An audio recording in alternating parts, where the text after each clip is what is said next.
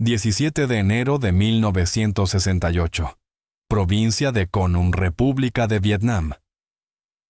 El monzón matinal gotea a través de la jungla de triple dosel, mientras el soldado de primera clase James Jimmy Castellaniano se agazapa detrás de un tronco cubierto de musgo con el corazón martilleándole las costillas. Lleva 8 horas desaparecido, tiene 19 años, es cocinero de rancho. Y en este momento, a través del muro de vegetación a 50 metros al frente, observa a 30 soldados del Viet Cong descargar cajas de madera en un complejo de búnkeres camuflados. Su fusil M16 se siente extraño en sus manos. En 3 meses en la base, Susan nunca lo ha disparado fuera del campo de tiro. Su descripción de tareas incluye huevos no enemigos, leche en polvo no patrullas, pero en algún punto entre la base y la zona avanzada de aterrizaje, donde debía entregar raciones calientes, su convoy cayó en una emboscada. El conductor entró en pánico. Castellaniano salió despedido del camión de suministros que se balanceaba y cayó en una hierba elefante más alta que un hombre. Cuando logró orientarse, el convoy ya se había ido regresando a toda velocidad hacia la base bajo una lluvia de fuego automático. Lo que Castellaniano no sabe es que acaba de descubrir Firebase Echo, el mayor depósito de munición norvietnamita en las tierras altas centrales. Lo que no sabe es que este complejo de búnkeres contiene un estimado de 43 toneladas de munición de fabricación china, suficiente para abastecer a 3 regimientos enemigos durante 6 meses de operaciones sostenidas. Lo que no sabe es que en algún lugar de esos búnkeres camuflados están los cohetes que mataron a 4 estadounidenses en Firebase Gate hace apenas 2 días. Y lo que absolutamente no sabe es que su descubrimiento accidental está a punto de desencadenar el mayor ataque aéreo en la historia del Tercero Cuerpo y salvar aproximadamente 300 vidas estadounidenses.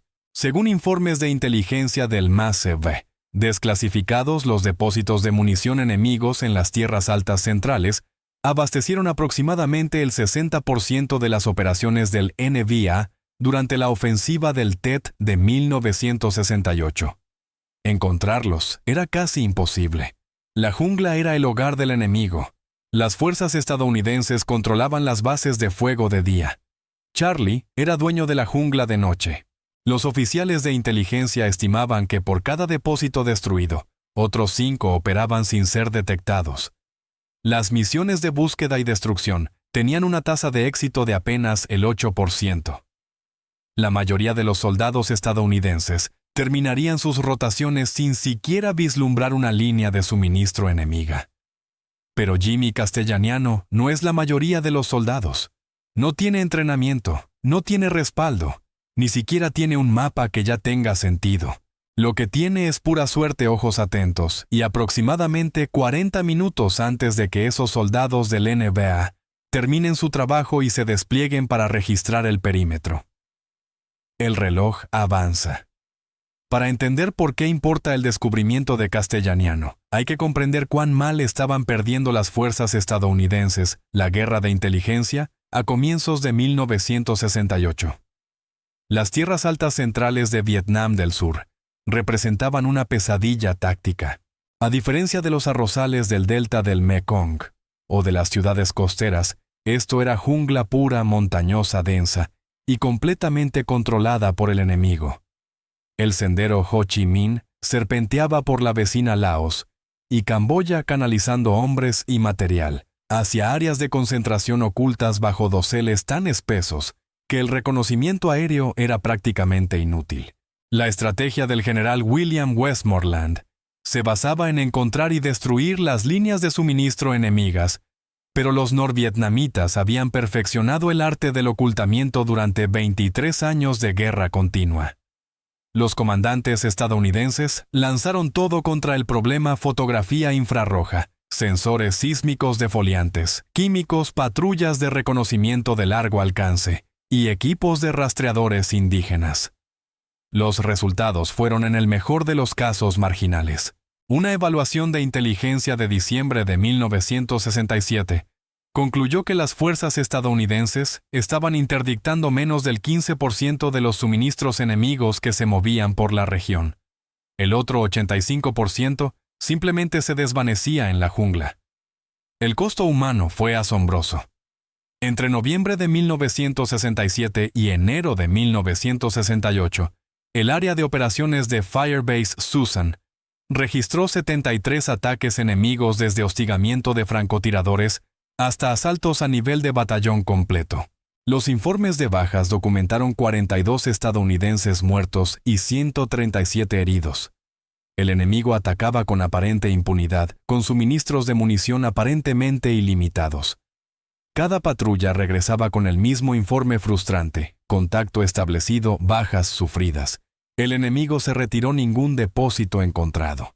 El consenso de los expertos sostenía que destruir la logística norvietnamita requería o bien invasiones terrestres masivas de Laos y Camboya, políticamente imposibles, o un nivel de inteligencia de señales que aún no existía. El coronel Thomas Henderson, comandante de brigada de Firebase Susan, lo expresó sin rodeos en una reunión del Estado Mayor el 10 de enero. Estamos luchando a ciegas. Charlie mueve suministros delante de nuestras narices cada noche, y nosotros contamos destellos de bocas de fuego. Su oficial de inteligencia S2 estimó que había al menos 6 grandes depósitos de munición en un radio de 20 kilómetros alrededor de la base de fuego. Encontrar siquiera uno requeriría una suerte extraordinaria o un nivel de innovación táctica que nadie había demostrado aún. Las apuestas no podían ser más altas. Los oficiales de inteligencia sabían que algo grande se avecinaba. El tráfico de radio interceptado sugería una concentración inusualmente grande de fuerzas enemigas. Los prisioneros hablaban de una ofensiva general, pero sin saber dónde almacenaba el enemigo su munición, los comandantes estadounidenses no podían golpear de forma preventiva. Solo podían esperar reforzar las posiciones defensivas y rezar para que los muros de sus bases resistieran cuando el martillo finalmente cayera. Esta era la situación estratégica el 16 de enero de 1968, cuando el coronel Henderson tomó una decisión que sin saberlo lo cambiaría todo. Ordenó a su oficial de logística iniciar la entrega de comidas calientes a las posiciones avanzadas. La moral estaba desplomándose. Las raciones A, calientes, comida real cocinada en lugar de latas de raciones C, podrían levantar el ánimo antes de que la ofensiva que se estaba gestando finalmente comenzara. Era un gesto pequeño, una comodidad propia de la retaguardia que parecía casi absurdamente doméstica dadas las circunstancias. El oficial de logística seleccionó a 3 miembros del personal de cocina para la misión. Uno de ellos era el soldado de primera clase James Castellano, de 19 años, de Queens, Nueva York. Castellano llevaba en el país 3 meses y 10 días. Se había ofrecido voluntario para el servicio de cocina precisamente porque parecía más seguro que la infantería. Su hermano mayor, Marco, había hecho 2 rotaciones con la 123 aerotransportada y había regresado a casa con cicatrices de metralla y pesadillas. Jimmy Castellano no quería saber nada de eso. Quería cumplir su tiempo, mantenerse con vida y regresar al restaurante de su padre en Steinway Street. Cocinar huevos para soldados le parecía un compromiso razonable entre el deber y la supervivencia. Estaba a punto de aprender que en Vietnam no existía la retaguardia. Solo existía la jungla. Y a la jungla no le importaba cuál fuera tu moz. James Paul Castellano creció en Astoria, Queens, donde su padre dirigía un restaurante italiano de barrio llamado Rosarios. Desde los 12 años, Jimmy trabajaba en la cocina cada verano, ayudante lavaplatos, y finalmente en la línea durante el caos de las cenas de los viernes. Sabía manejar una cocina comercial. No sabía manejar una zona de guerra. Su reclutador del ejército le había pintado un panorama sencillo: aprender un oficio, servir a tu país, usar el GI Bill para ir a la universidad. Castellano obtuvo una puntuación lo suficientemente alta en el examen ASVAB como para calificar para varias especialidades técnicas, pero cuando vio especialista en servicios de alimentación en la lista de MOS disponibles, sintió que era el destino. Había estado cocinando desde que era lo bastante alto como para alcanzar la estufa. ¿Por qué no cobrar por ello? El entrenamiento básico en Fort Dix no tuvo nada de especial. El entrenamiento individual avanzado en Fort Lee, Virginia, se centró en operaciones de cocinas de campaña, seguridad alimentaria y preparación de comidas a gran escala. Castellano aprendió a cocinar para 200 soldados usando equipo portátil. Aprendió temperaturas adecuadas de almacenamiento para productos perecederos en climas tropicales. Aprendió protocolos de saneamiento y planificación de menús. No aprendió navegación terrestre. No aprendió tácticas de pequeñas unidades. Disparó su fusil M16 exactamente 3 veces durante todo su ciclo de entrenamiento. Una para poner el arma a cero, 2 para calificar.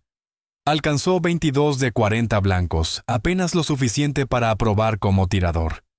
Cuando llegaron sus órdenes para Vietnam, su padre lo sentó en la oficina trasera del restaurante.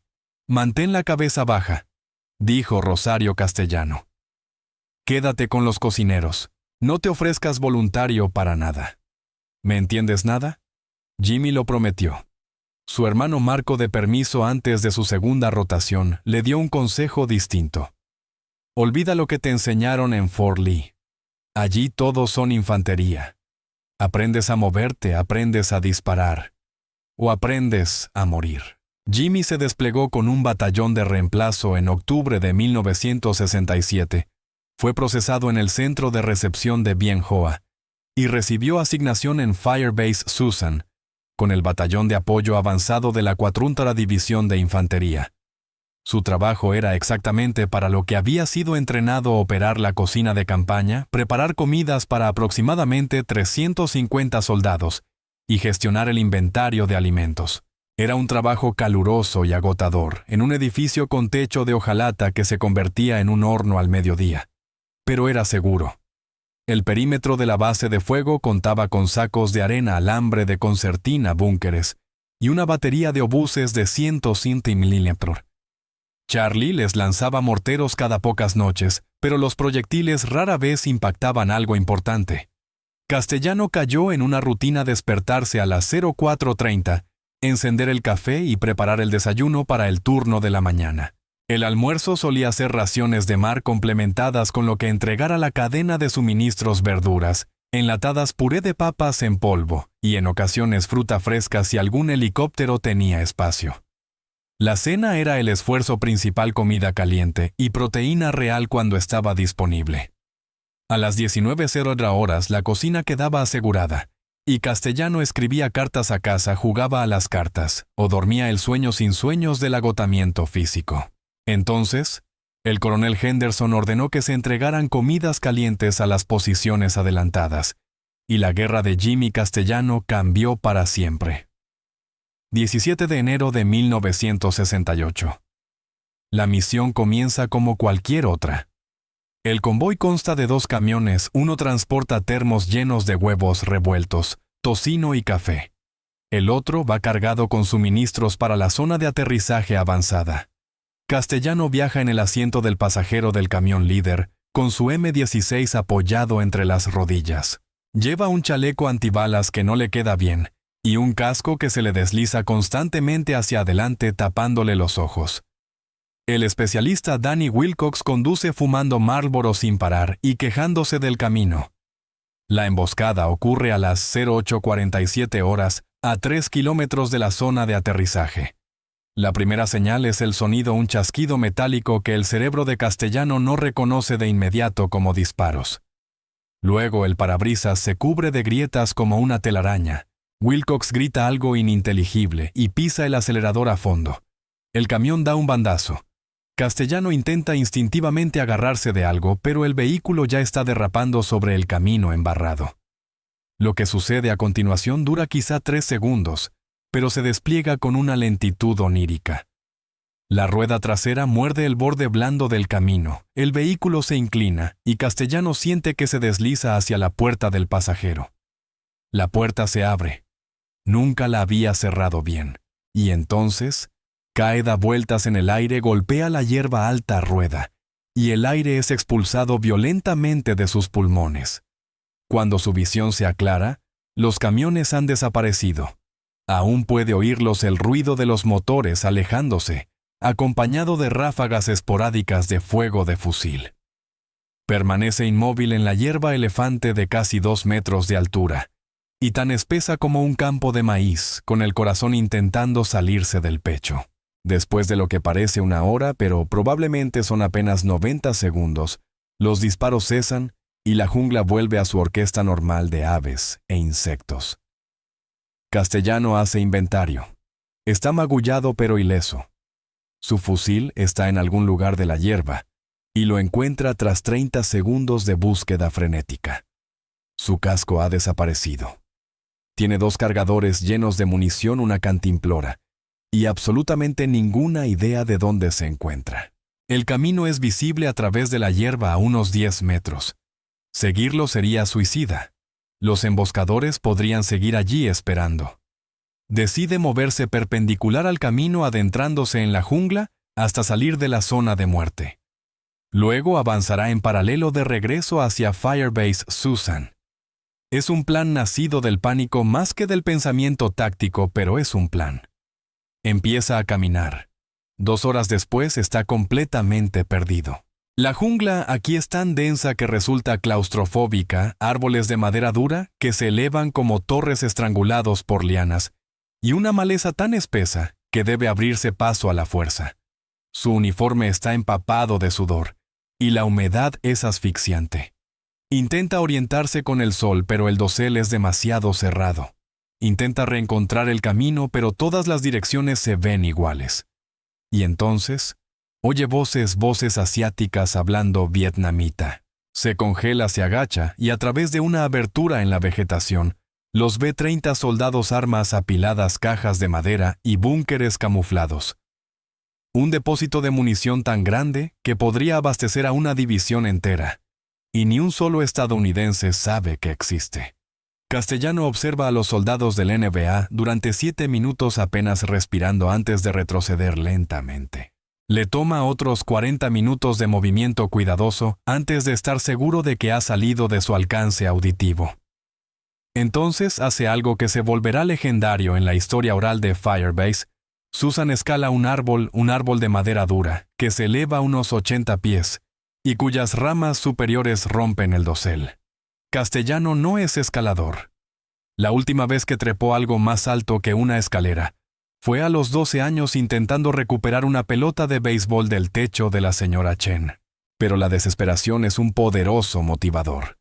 Se cuelga el fusil a la espalda, busca apoyos en la corteza y comienza a trepar. A los 20 pies los brazos le tiemblan. A los 40 se niega a mirar hacia abajo.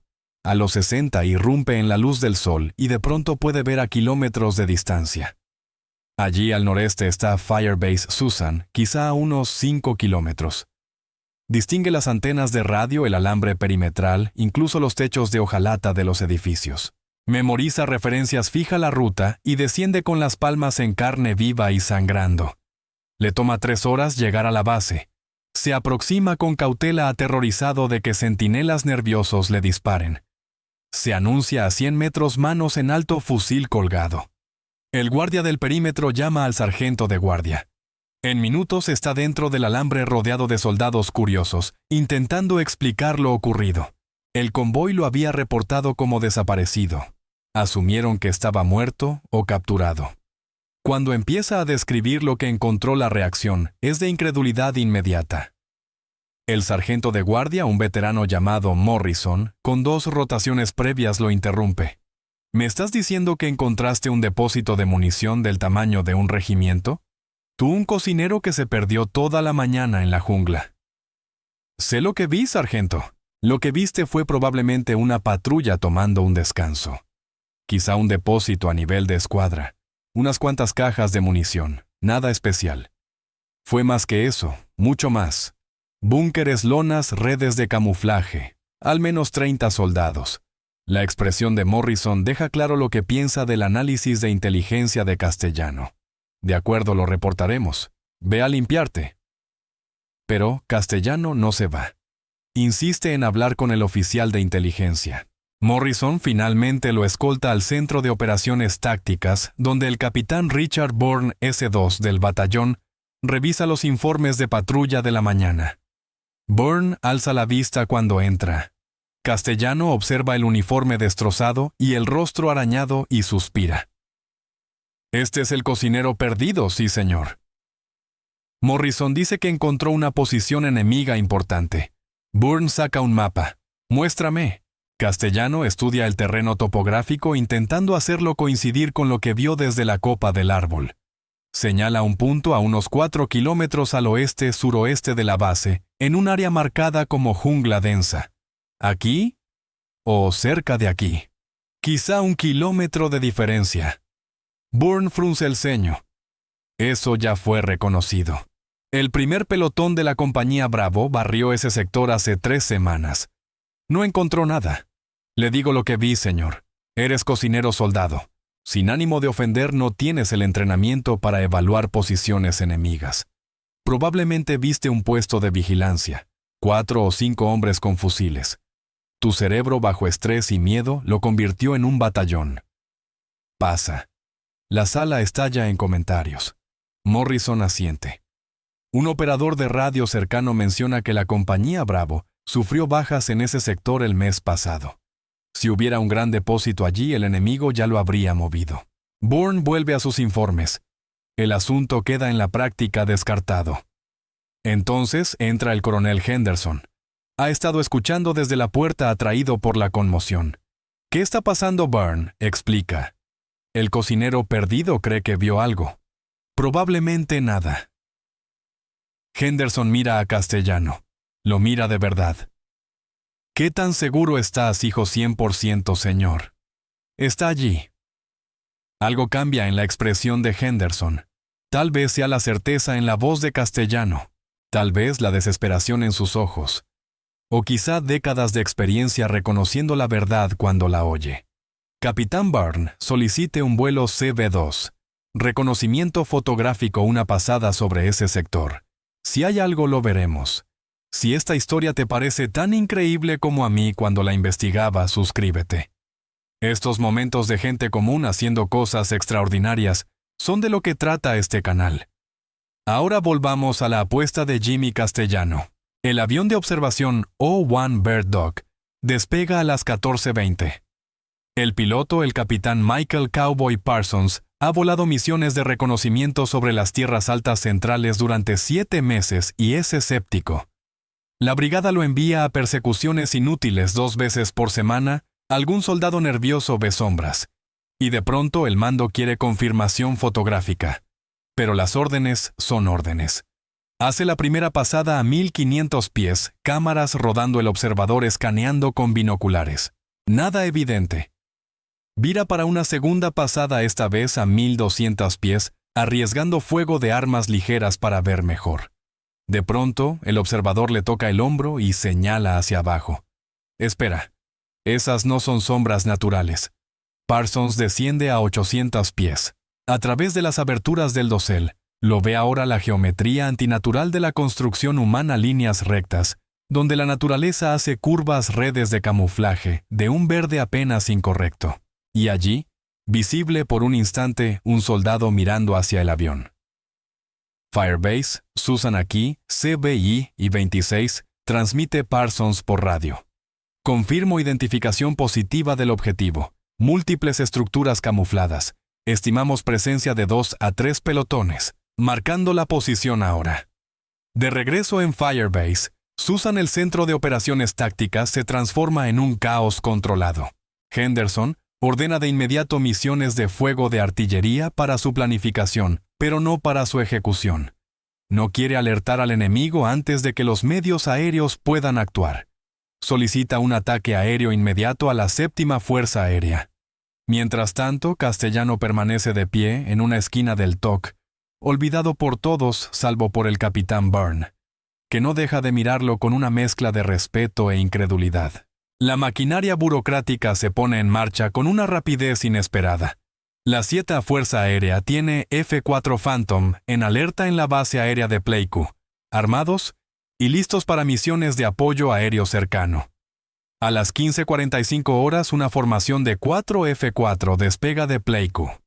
A las 16:03 están en estación orbitando a 12.000 pies, mientras el CBI-26 marca el objetivo con cohetes de fósforo blanco. Líder de ataque objetivo marcado por CBI-26. Múltiples búnkeres almacenamiento de munición. Estimamos presencia de explosivos de alto poder. Autorizados. Ataque permitido. El primer par de F-4 entra en picada a las 16:07.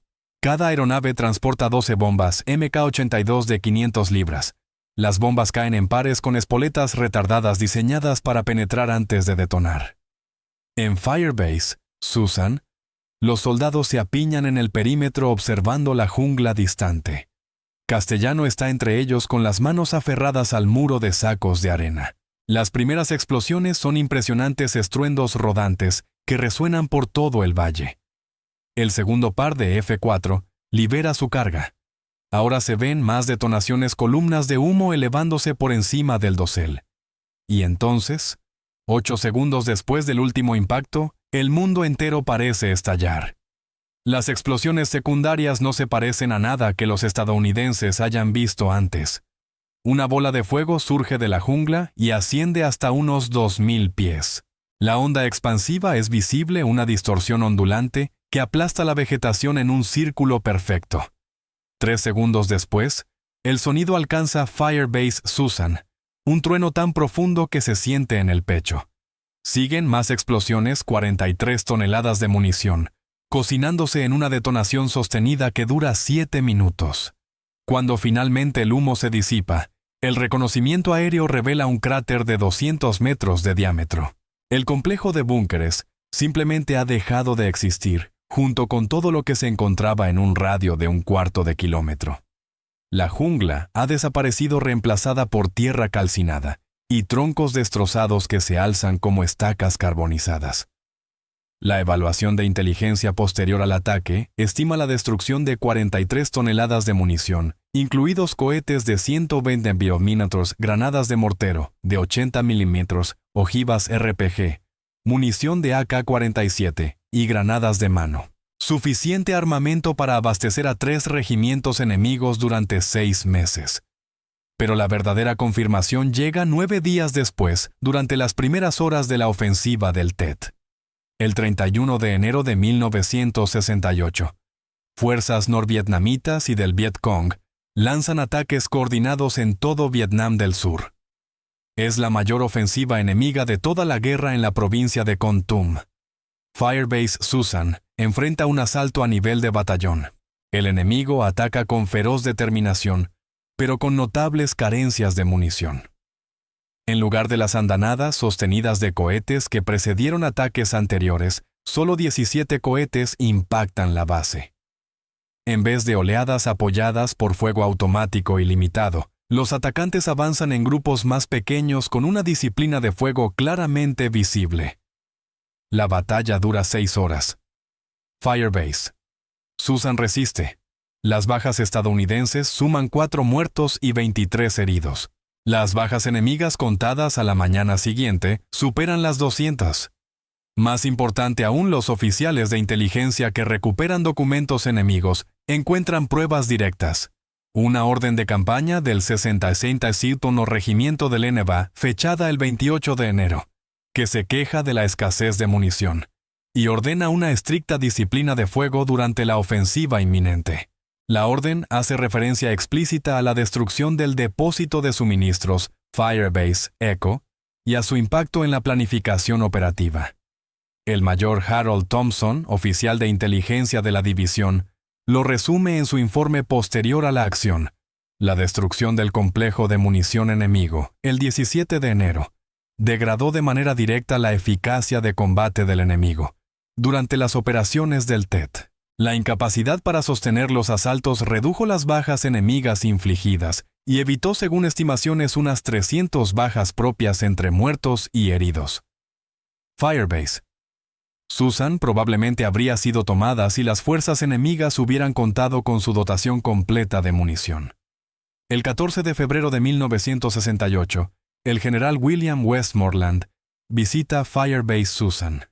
Le prende una estrella de bronce con distintivo UME en el pecho al soldado de primera clase James Castellano. La citación dice: por servicio meritorio en relación con operaciones militares contra una fuerza hostil. La iniciativa, el valor y la determinación del soldado Castellano resultaron en la identificación y destrucción de una importante instalación logística enemiga, contribuyendo directamente a la exitosa defensa de Firebase Susan durante la ofensiva del Tet. La ceremonia dura 7 minutos. Westmoreland le estrecha la mano, dice algo sobre el valor bajo fuego, y parte hacia su siguiente compromiso.